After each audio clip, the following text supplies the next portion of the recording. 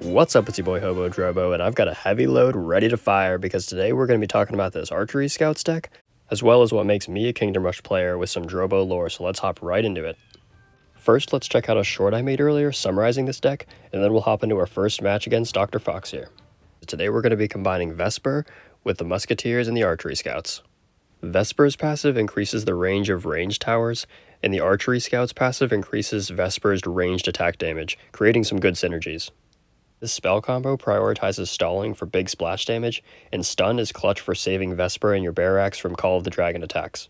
Musketeers are really good for dealing with those straggler troops coming out of portals at the end of rounds, with people using a lot of Necro and Ghost combos. For dealing with high physical armor troops, we have Dwarven Artillery and Archmage. For Archmage, go for the Dissipate upgrade if they start sending a lot of sneaky golems your way. Otherwise, prioritize tar missiles and sniper shots, because those will disrupt your opponent very well, buying you a lot of time on your own side. I've been enjoying this strategy a lot, although be careful because if your opponent has tar missiles of their own, it can shut you down pretty well. Now that you see what this is all about, let's hop back into that match with Dr. Fox and go up against a deck that's actually very similar to what I was playing before. I like to wait and see what booster my opponent sends me, because that often decides what my starting tower is going to be. And so here I chose the Artillery because they sent a Broodmother my way, and that's usually what happens on this map, but sometimes if they send a Dragon on Rave 1, I'll just put a Musketeer in the middle, and then I'll usually get the Archery Scouts in the back because they help with almost anything. Now, I don't believe Vesper's passive increases the range of the Archery Scouts, unfortunately. I think it's only the Musketeers. However, the Archery Scouts have more range than the Barbarians, so I have been liking them a lot, along with their passive that allows Vesper to do more damage, although you could get away with the Barbarians if you feel like you need that extra melee damage. Now, Dr. Fox here has a pretty standard setup as well. That Archmage in the back is going to be very useful for teleporting those troops from his side to my side, although I have an Archmage as well, so just in case I need to play that game as well, I have the capacity to do so. These beginning rounds are pretty simple, and if you have somebody sending Necromancers or Ghosts your way very early on, then you're going to want to get those Musketeers up, because like I was saying, they'll be able to deal with those troops that come out of the portals right away. And Dr. Fox actually ended up sending me Magic Golems as well as a Broodmother, so I'm going to go hard prioritizing those Musketeers, hoping to get that Sniper Shot upgrade to disrupt him as well and take his Barracks off of the board. I got lucky and ended up setting a Dragon his way, which was definitely difficult for him to deal with a Barracks, although I'm not sure if he had a Dragon that he could have sent me as well, because he probably saw that I had Vesper, Musketeers, and Archery Scouts and figured it wasn't worth it, which was probably a good call on his end, although I'm able to get 2 Artilleries up here and really take care of those Broodmothers and those Golems right away. The tar missiles combined with the sniper shots is just a deadly combo because it's basically non-stop pressuring your opponent to do something, disabling their towers, killing their troops, killing their heroes, and it makes it very difficult for them to play the game in general. A lot of people complain about the RNG of the sniper shots, which I understand, although I think it's pretty fair overall in terms of consistency. However, I do understand RNG not being a very suitable thing in a game like this, although I don't mind it too much, and for me it heavily depends on the situation. However, that Pit Lord in Kingdom Rush Vengeance is the only thing that pisses me off, because reinforcements shouldn't be RNG based when they're supposed to be the backbone of saving your ass in most games. Otherwise, I don't mind RNG too much, however I can see why people dislike it more in a multiplayer game compared to a single player game. And now, while Dr. Fox here is barely hanging on by a thread, he is able to get this round to a draw, and he's actually able to pull off a sneaky move with the Archmage and pull off the next round as a win. But we've got 3 lives left, so we're going to hit him with a laughing emote, and then we're going to upgrade this Dragon, and now we're going to prioritize getting our Musketeers up to get those sniper shots, and hopefully take Barracks off of the board. And this deck definitely struggles in those rounds 3 or 4, where you may not have those upgrades for your snipers or those tar missiles yet, and that can make it so that your opponent probably overwhelms you and has better upgrades. Although if you are able to survive, then you should be able to get those upgrades in the next round and start flipping the script. And you'll see this is definitely my worst setup for a round in this match. I just wasn't able to get that other Artillery up and deal a lot of damage to that Broodmother and those Golems, and so then when he ends up sending those other troops my way with the Archmage, it's just too much for me to handle, and he ends up clutching up with the round win here. Although you can see they're also really struggling with that Dragon and that Broodmother going through, so as soon as I start getting more skills to disrupt them, there's almost no way they're going to be able to keep up, even with that Archmage sending stuff to my side. But shout out to Dr. Fox for getting a nice cheeky round win here and staying resilient.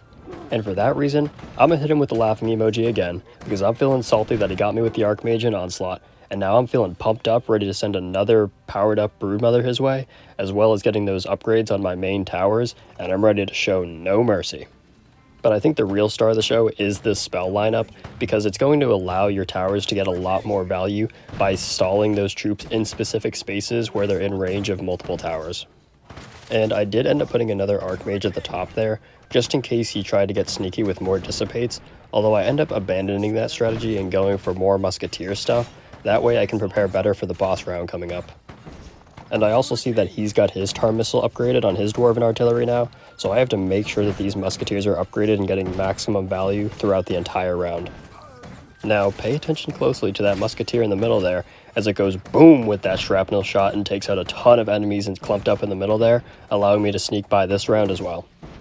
I really like the Musketeer and the Artillery together, because they're both towers that give you a lot of value on your own side, as well as disrupting your opponent, which makes them that deadly combo. And so I'm feeling good about this boss wave coming up, but I know that if I'm going to get more damage on the boss, or at least stall him for longer, then I'm going to have to get more things to disrupt the Barasad, that way he can't kill the boss. So we'll go with another powered up Broodmother, hopefully supporting and making it so that he's overwhelmed and can't do enough damage to the dragon, as well as the boss coming through, and then we'll hopefully get this other Musketeer upgraded and start just pounding in damage to that boss.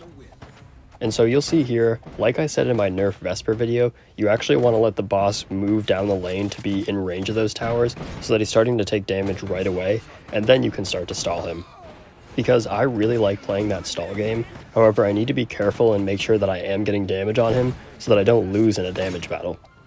And you'll see Dr. Fox is actually being very careful with his Barasad here, making sure that that Call of the Dragon doesn't take it out, because if Barasad dies, the chances that he loses the game is very high. And now we're going to upgrade the second Musketeer up and get those sniper shots, hopefully making it so that his Barasad gets one shot, but if not, at least we're disrupting them a lot. What's nice about the Archery Scouts as well is that by being a Barracks, you can micro them around, getting more value when you need them to, because they have that increased range compared to the Barbarians.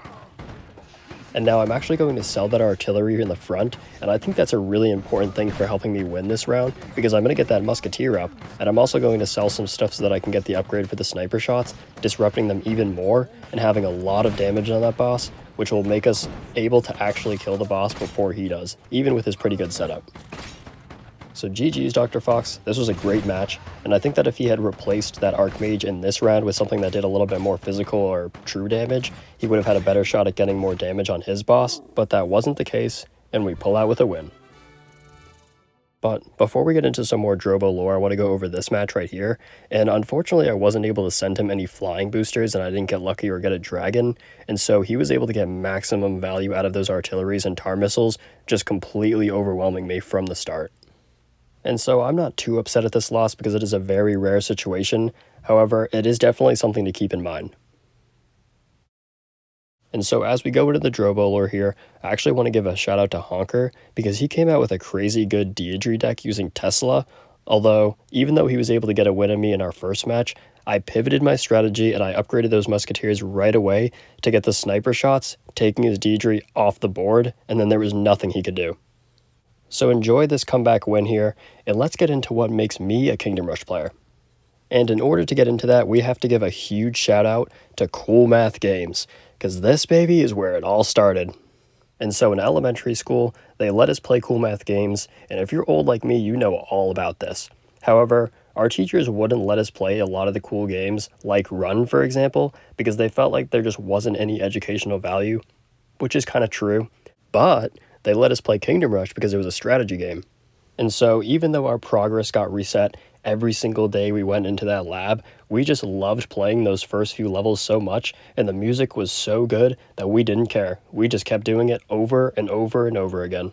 And so even though young Hobo Drobo was in a cave, I was able to find the games on mobile and finally experience the full game for what it was. And for the original 3 games, I've gone back to them every 2 to 3 years, playing them on new devices such as the Switch, Steam, and then mobile again. And so I've found it to just be a very refreshing game to come back to every few years. And so as I look back, every time a Kingdom Rush game was released, it wasn't just a game being released, but it was also a timestamp in my life where I saw exponential growth as a person. And so when Kingdom Rush Alliance came out, actually, it was during a period of my life where I was transitioning into a new job, which was a huge step for my career, and that really marks that time in my life.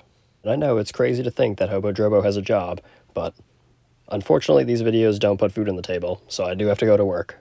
And so recently now, with the release of Kingdom Rush Battles, I actually had somebody ask me a question, and that was, if your friends and family could use one word to describe you, what would that be?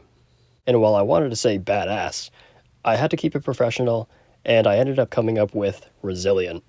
Because I've had to go through a lot of things in my life, and if I didn't have that positive attitude, there would have been no way that I could have gotten through it. And so I feel like my resilience shows, and that actually creates inspiration for a new generation of heroes. And I couldn't have gotten to where I am today without the support of everyone around me. And so if there's one thing to get out of Hobo Drobo, it's that I want you guys to stay resilient, because while it's so easy to be negative in this world, it takes guts to be positive. And like I said yesterday, it's not your successes that define you, but it's how you bounce back from your failures that do. Shout out Chris Bosch and Kobe. If you've made it this far, thank you for watching. I had a lot of fun, and we're going to be right back in business tomorrow, so I'll see you guys then. Peace out.